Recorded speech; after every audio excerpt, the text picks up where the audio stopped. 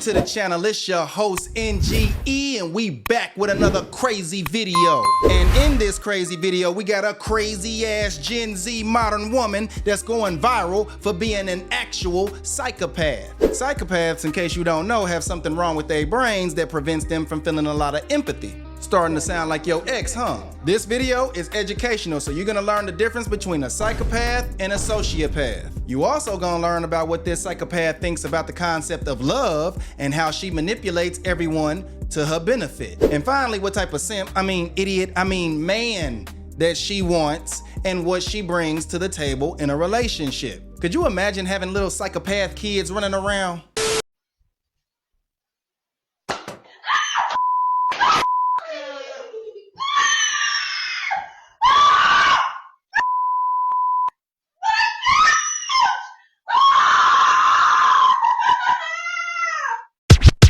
So this TikTok queen's name is Vicky the Robot. Vic the Path. Fellas, take notes because like I said in previous videos, there's a lot of Gen Z women out there that's coming fully equipped with dark triad personality traits. So let's get into it. What's the difference between a sociopath and a psychopath? Hi, I'm Vic, and I'm diagnosed with ASPD, and I am a psychopath. So today I'm going to talk about the difference between psychopathy and sociopathy because a lot of people want to know. And I'm also going to preface this video by saying I am not a mental health professional, so this is just going to be my description, my understanding of it, but this is not a professional opinion. But to start, psychopathy and sociopathy both fall under ASPD. ASPD is the official diagnosis for both psychopaths and sociopaths, and psychopath and sociopath are both colloquial terms that are used to describe people with certain characteristics of ASPD. The two terms are not synonyms, they're both different despite falling under the same disorder. So what are the differences? So first I'll talk about psychopathy, which is what I am. Psychopaths are born that way. It's said that psychopathy is caused by an issue with the amygdala. There's a lack of brain function which causes lack of emotion. And so psychopaths tend to feel very shallow emotions and are missing certain emotions altogether, like remorse, guilt, empathy. Psychopaths are very manipulative and calculated people. Basically, all their actions are done in service to themselves. They do everything to benefit them. And they tend to be very good in very high stress and high power positions such as police officers, surgeons, CEOs, politicians. Now, a lot of these characteristics also describe sociopaths, so what's the difference? Well, sociopaths are made through trauma. They're created from a trauma response. Typically, something very traumatic happened to them in their childhood, and as a way to defend against it, their mind turns sociopathic. They also lack empathy, remorse, guilt, but they feel emotions to a higher degree than psychopaths do. They tend to have more issues with impulsivity and anger, and they tend to act out more, whereas a psychopath is much more stoic. It's said that sociopaths have a higher capacity for love and empathy for people that they choose. Where a psychopath really has no love for anyone, a sociopath can find love for people. But it's very rare. I want to give you girls a little bit more tips on how I manipulate men. And I told you girls, when you first meet a guy, listen to everything they're saying because you can use their strength and their weaknesses against them. Due to the women of Generation X fully adopting the Aleister Crowley do what thou wilt mentality, Gen Z, their children, have a high rate of dark triad personality traits, and society, especially Western society, fosters its development. Most women of today, especially Gen Z liberal women, carry high traits of narcissism and Machiavellianism. The women of Generation X chose terrible men and then left those men for even worse men, which is why their children, Gen Z, have developed high spectrums of sociopathy. Fellas, how many of you had a woman that can't seem to remember none of the good things that you did for her, but seems to fixate on all of the bad things that you've done? That right there is a psychopathic, sociopathic tendency. How many of y'all came across a woman or know of a woman that was totally fine destroying everything for her happiness without a care in the world for how it impacts her children, you, or society? That's my wife you talking about. How do you define love? Because love is something that I personally have never experienced, so I don't know how to describe it. I don't understand it. It doesn't really make sense to me. As a psychopath, it's possible that I don't even have the capacity to love at all, and I've never loved anybody, not my family, not my exes, not my friends. The closest I would say I've ever been to love is my close friendships, but I've never understood the concept of familial love. Like, I don't understand why you're supposed to have such a deep bond with people that you share blood with. Like, I get it biologically, but I've never experienced that. Like, I've never felt it, and it doesn't make sense. Because family aren't people that you choose, and a lot of times people's family members are bad for them. So that's why it makes more sense to me that I would love my friends more than my family, because I actively choose my friends. Like, I choose to have those people in my life. I choose to spend my time with them. Those are the people that I want to have in my life. But my family are just people I got stuck with. Now, I'm not saying I have a bad family. My family's cool, but I don't love them. I don't have any emotional warmth towards my family. So I'm really curious to know how you guys define love and how you've experienced love, because every portrayal I've ever seen of love, every time I've ever heard people talk about it, it doesn't make any sense to me. The concept of love is something that my mind just cannot grasp. A lot of people say love is when you value someone else above yourself. A lot of people say they just know that they love someone. And I've never had either of those things happen. I don't think I've ever cared about someone else more than I've cared about myself. And I've never had the thought like, oh, I know that I love this person. This should sound familiar. They care more about their friends over the people that should matter to them. Remember when I said if you want to take a woman serious, you should move her away from friends and family? That don't sound so crazy now, does it? Love is a conscious choice to remain duty-bound indefinitely. Has nothing to do with emotion. But what this robotic, psychopathic snow bunny proves is the female dating strategy. When a woman says I love you, it's nothing more than a psychopathic manipulation tactic, and that is a statistical fact. And before you say I'm just jaded, these are the same women that will choose the burr over you. They love you though, and this is just a Western modern issue, right? Let's not forget just how quick women in Ukraine remarried when their husbands were sent to war. Let's not forget the statistical fact that they initiate 70 to 90% of breakups and divorce. Like a psychopath, women choose themselves over you.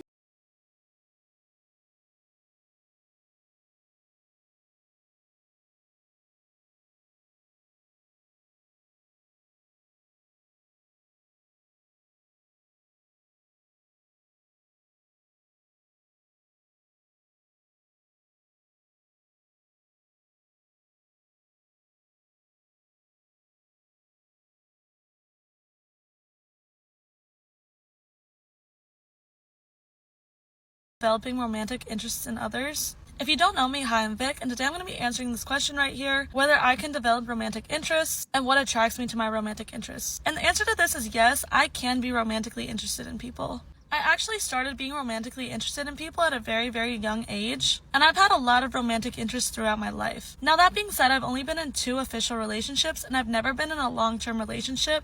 My longest relationship was 6 months, but I have had a lot of flings throughout my life. As for what attracts me to them, first and foremost, I am extremely shallow. So to get my interest initially, you have to be extremely attractive. I love men that are more attractive than I am, because I think it's a fun challenge to get a guy that's objectively more attractive than me to start chasing after me and liking me. For example, my last ex was a model. Beyond looks, there's not much of a common denominator in their personalities.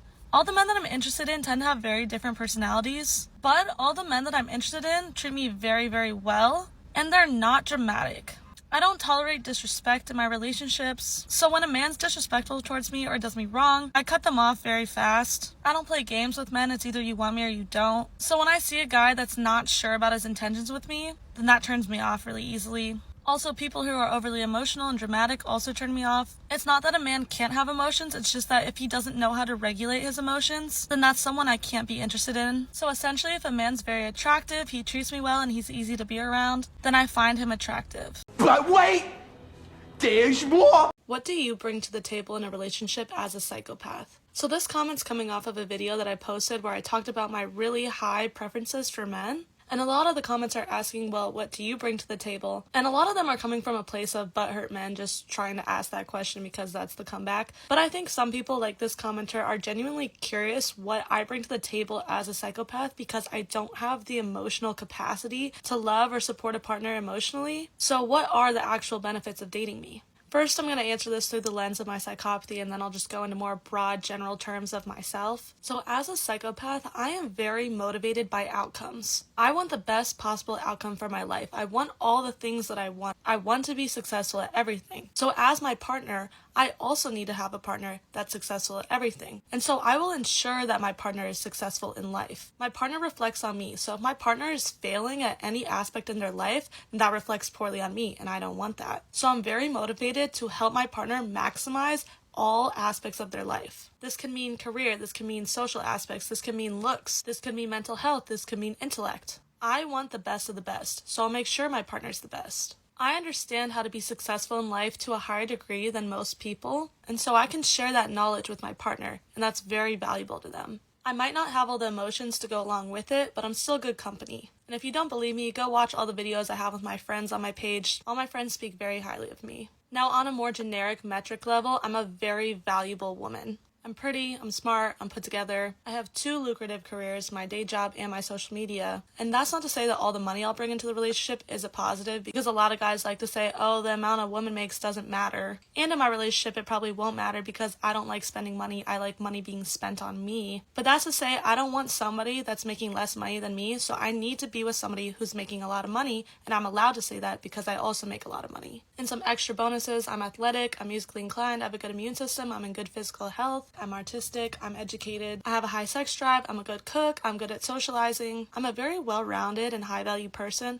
so I expect that somebody I'm dating is also at a similar or higher value. Now, people think it's hypocritical for me to want somebody at a higher value than me, and it definitely is, but it's my life and I'm allowed to shoot for the stars if I want to, because you're never going to win the top prize if you aim for second place. So I hope you guys enjoyed this answer. If you want, Fellas, let me know if you would date this woman.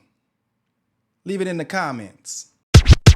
Vicky the Robot here perfectly personifies the type of woman we have to choose from. This encapsulates the type of life that we men have to live. You might be thinking that women love you as long as you're useful to them, but the truth is much darker. Remember, you can be Will Smith and women will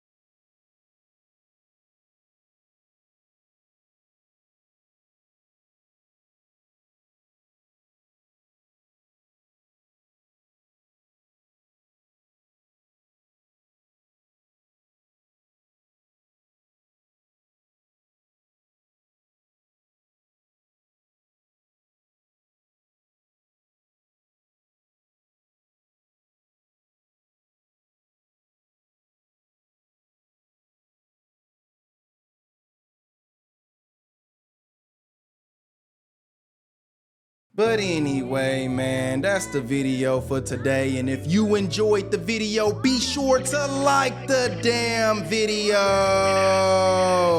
Be sure to click her to see why Gru Boo proves you shouldn't be her boo-boo in America. Be sure to follow me on my TikTok at NGEnevergoodenough, all one word. Or follow me on my Instagram at NGE_nevergoodenough. Or if you want to do some business with me, then hit me up on my email at NGEnevergoodenough@gmail.com. And remember, become the change you want to see. It's your boy, NGE. Peace.